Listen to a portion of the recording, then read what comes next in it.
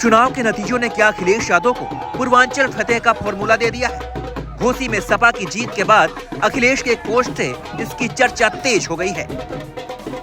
जीत के बाद सपा सुप्रीमो ने लिखा कि इंडिया टीम और पीडीए की रणनीति जीत का सफल फॉर्मूला साबित हुआ है। पिछड़ा दलित और मुस्लिम बहुल घोसी में सपा ने इस बार राजपूत बिरादरी से आने वाले सुधाकर सिंह को मैदान में उतारा था।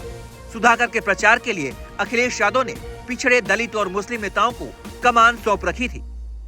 अखिलेश की रणनीति काम कर गई और घोसी में सपा ने भाजपा के कोर वोट बैंक माने जाने वाले सवर्ण वोटरों में भी सेंध लगा दी। मतगणना के दौरान सुधाकर बैलेट राउंड से ही बढ़त बनाने में कामयाब दिखे। चुनाव में सुधाकर को करीब 1,25,000 वोट मिले। चुनाव आयोग के मुताबिक कुल 2,15,000 वोट घोसी उपचुनाव में पड़े थे, यानी कि सुधाकर 50% से ज्यादा वोट लाने में सफल है।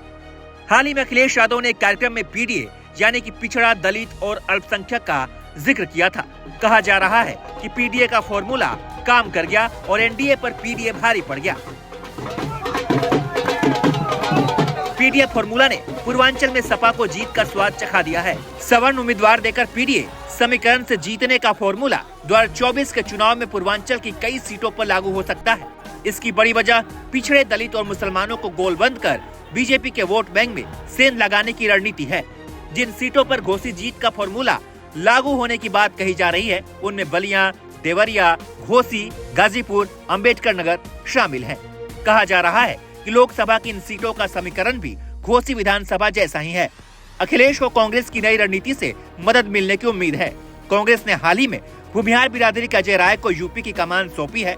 पूर्वांचल में जौनपुर, गाजीपुर, चंदौली, वाराणसी, बलिया और घोसी सीट पर भूमिहारों का दबदबा है। इसी तरह बलिया, गोरखपुर सीट पर राजपूत, वाराणसी, कुशीनगर, देवरिया जैसी सीटों पर ब्राह्मण वोटर्स काफी प्रभावी हैं। ऐसे में घोसी जीत के बाद इंडिया गठबंधन लोकसभा चुनाव में पूर्वांचल को लेकर उत्साहित है और उसे जीत की उम्मीद नजर आ रही है। आपको क्या लगता है कि इस बार लोकसभा चुनाव में पूर्वांचल की सीटों पर इंडिया गठबंधन जीत हासिल करेगा? इसके बारे में आप अपनी राय कमेंट कर बताइए और तमाम अपडेट्स के लिए आप देखते रहिए एबीपी लाइव।